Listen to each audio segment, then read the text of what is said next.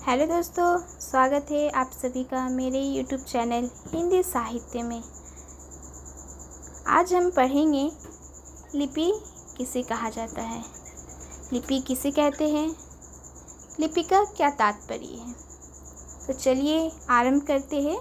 लिपि किसे कहते हैं। मानव समाज जब थोड़ा और विकसित हुआ, उसका फैलाव भी बढ़ा। केवल मौखिक रूप से बात नहीं बनी, मनुष्य ने अपनी बात स्पष्ट करने के लिए कुछ रेखा चित्र बनाए। धीरे धीरे इन रेखाओं को ध्वनि प्रतीकों के रूप में निश्चित करने लगा। निरंतर प्रयास करते करते लंबे समय में लिपि का विकास हुआ। इस प्रकार लिपि लिखित भाषा का आधार बनी। अर्थात इसमें ये बताया गया है कि जब भाषा का विकास हुआ ना, उसके बाद में जैसे कि जब भाषा का विकास हुआ उसके बाद में उसी भाषा को एक कहीं पर लिख के रखना भी तो ज़रूरी है। तो उसी भाषा को कलम के माध्यम से कहीं पर लिखकर, यानी कि कॉपी में लिखकर संग्रहित करना ही लिपि कहते हैं।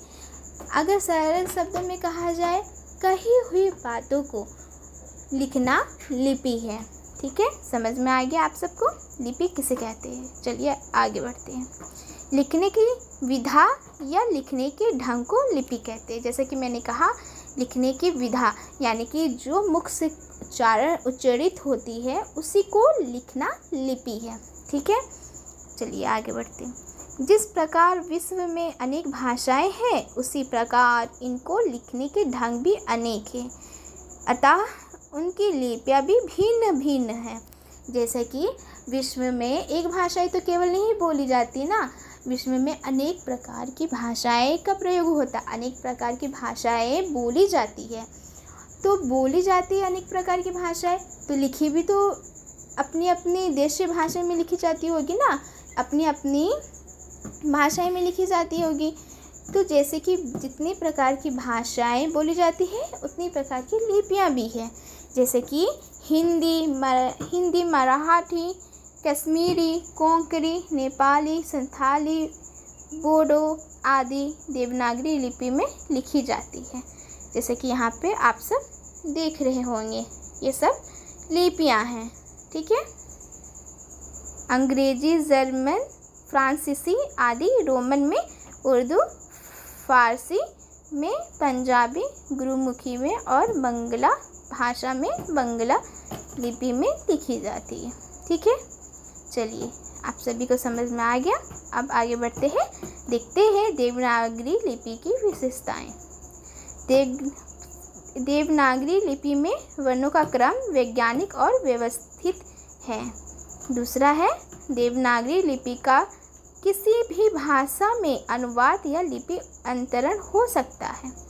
ठीक है, प्रत्येक ध्वनि के लिए अलग अलग लिपि चिन्ह और मात्राएं होने के कारण लेखन में शुद्धता है। देवनागरी जैसी बोली जाती है वैसी ही लिखी भी जाती है, जबकि फारसी और रोमन में ऐसा नहीं है। देवनागरी में क, प, म, फारसी में काफ, पे, मीम और रोमन में के, पी, एम। यानी कि जैसे कि हिंदी में हम लोग जिस भाषा को लिखते हैं उसी भाषा का उच्चारण भी करते हैं। ठीक है, लेकिन फारसी में ऐसा नहीं होता। जैसे कि हिंदी में क है तो फारसी में काफ है, हिंदी में प है तो फारसी में मीम है, माफ़ कीजिएगा, पे है, और हिंदी में म है तो फारसी में मीम है। और उसी प्रकार रोमन में जैसे कि फारसी में काफ है तो रोमन में है, फारसी में पे है तो रोमन में पी है, फारसी में मीम है तो रोमन में एम है।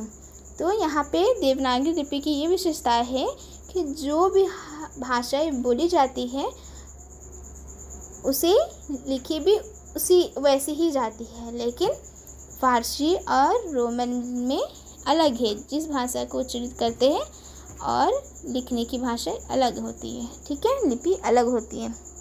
हिंदी भाषा का महत्व, जैसे कि यहाँ पे आप देख सकते हैं हिंदी भाषा का महत्व पढ़ेंगे, ठीक है। भारत के 10 प्रदेशों को हिंदी क्षेत्र कहा जाता है। कितने प्रदेशों को हिंदी क्षेत्र कहा जाता है? 10 प्रदेश को। आज हिंदी देश के कोने कोने में बोली जाती है। उत्तर प्रदेश, उत्तराखंड, छत्तीसगढ़, बिहार, मध्य प्रदेश, झारखंड, दिल्ली, राजस्थान, हरियाणा और हिमाचल प्रदेश, इन राज्यों में हिंदी राज्य भाषा है।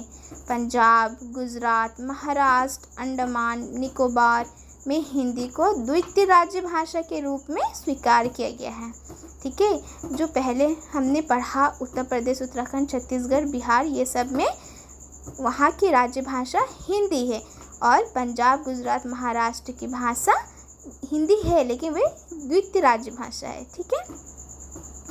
हिंदी भाषा के प्रसार और लोकप्रियता में हिंदी फिल्मों और फिल्म संगीत का योगदान बहुत अधिक रहा है। जैसे कि हिंदी भाषा में फिल्में भी बनी हैं और काफ़ी लोकप्रिय भी हुई है, ठीक है।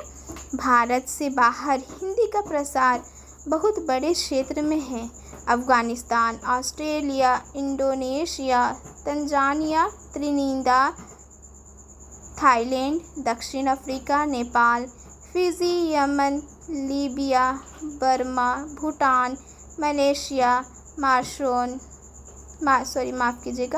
Mauritius, Mozambique, Sri Lanka, Iraq, Canada, Kenya, यूनान, जमैका, सिंगापुर, सूरीनाम, हॉलैंड आदि देशों में हिंदी जानने वाले मौजूद हैं।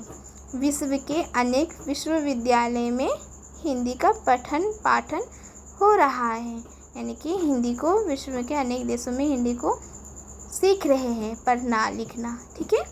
हिंदी जब विश्व की दूसरी सबसे बड़ी भाषा है, कुछ लोग हिंदी को विश्व भाषा भी कहते हैं। चलिए, आप सबको पता चल गया विश्व की भाषा हिंदी को कहते हैं, ठीक है। अब आज के लिए इतना ही, नेक्स्ट वीडियो में मिलते हैं।